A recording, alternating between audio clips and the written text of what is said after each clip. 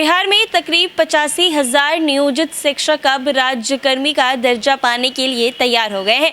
इन सभी नियोजित शिक्षकों ने सक्षमता परीक्षा होने के लिए आवेदन फॉर्म जो है उसको भी भर दिया है। इन सभी नियोजित शिक्षकों ने सक्षमता परीक्षा में बैठने के लिए ऑनलाइन फॉर्म भर दिया है। सक्षमता परीक्षा की तैयारी अंतिम दौर में है। परीक्षा कंप्यूटर बेस्ड होगी या दूसरी सक्षमता परीक्षा होगी। सक्षमता परीक्षा के ऑनलाइन परीक्षा फॉर्म भरने की अंतिम तिथि 4 मई तक है, जिसे बढ़ाकर 6 मई कर दिया गया था।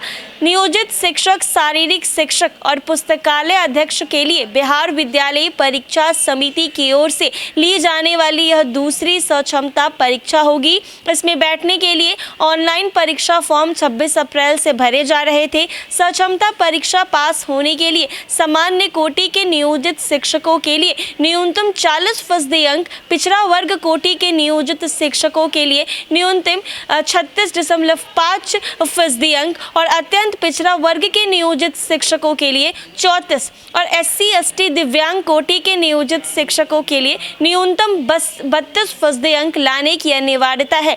इसमें पहली से 5वीं, छठी से 8वीं, 9वीं से 10वीं और 11वीं से 12वीं कक्षा के नियोजित शिक्षक शामिल होंगे। खास बात तो ये है कि इसमें पहली सक्षमता परीक्षा उत्तीर्ण उन नियोजित शिक्षकों को भी शामिल होने का मौका दिया जाएगा जो अपने अवांछित जिले से संतुष्ट नहीं है। इसके साथ ही वैसे नियोजित शिक्षक जिन्होंने पहली सक्षमता परीक्षा का शुल्क सहित फॉर्म भरा है लेकिन परीक्षा में बैठ नहीं पाए हैं, उन्हें भी इसमें बिना शुल्क बैठने की सुविधा प्रदान की जाएगी। पहली सक्षमता परीक्षा की तरह दूसरी सक्षमता परीक्षा भी कंप्यूटर बेस्ड होगी। BPSC की ओर से ली गई अध्यापक नियुक्ति परीक्षा का पाठ्यक्रम ही सक्षमता परीक्षा का पाठ्यक्रम होगा। परीक्षा में एक अंक के 150 प्रश्न पूछे जाएंगे। सभी प्रश्न ऑब्जेक्टिव होंगे। पहली सक्षमता परीक्षा में भी नेगेटिव मार्किंग के प्रावधान नहीं किए गए थे और इस बार जब दूसरी बार सक्षमता परीक्षा लिया जा रहा है तो इस परीक्षा में भी नेगेटिव मार्किंग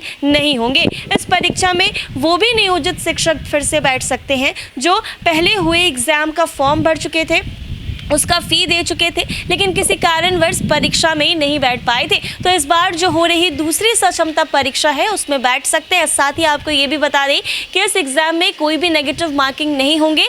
150 अंक के क्वेश्चन पेपर होंगे जिसमें एक भी नेगेटिव मार्किंग नहीं होगा। इसके साथ ही वो नियोजित शिक्षक भी इस परीक्षा में बैठ सकते हैं जिन्हें जिला आवंटित किया गया है और उस जिले से वो संतुष्ट नहीं है, तो वो एक बार फिर से इस परीक्षा में बैठ सकते हैं और अपने मन अनुसार जिला पाने के लिए एग्जाम दे सकते हैं। तो सभी नियोजित शिक्षक राज्यकर्मी का दर्जा जल्द से जल्द बन जाएंगे। जल्दी उन्हें स्कूल आवंटित कर दिया जाएगा। फिलहाल देश में लोकसभा का चुनाव चल रहा है, जिसको देखते हुए स्कूल आवंटित होने में थोड़ी बहुत देरी हो रही है। इसके कारण ही उन्हें स्कूल आवंटित नहीं किया गया है क्योंकि देश में आदर्श आचार संहिता लगा हुआ है, जिसके कारण स्कूल आवंटित तो हुआ है बट अभी पढ़ा नहीं पा रहे। तो ऐसे में दूसरी परीक्षा भी जल्द से जल्द होने जा रही है।